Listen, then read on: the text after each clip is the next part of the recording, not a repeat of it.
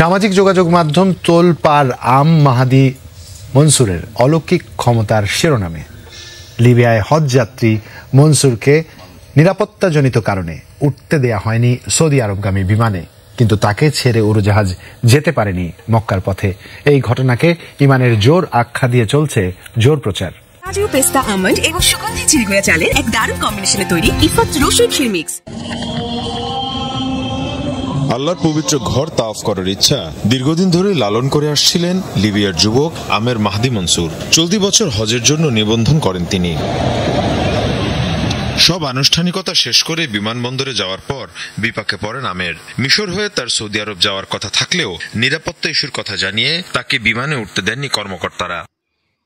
এক পর্যায়ে আমেরকে ছাড়াই টেক অফ করে বিমানটি।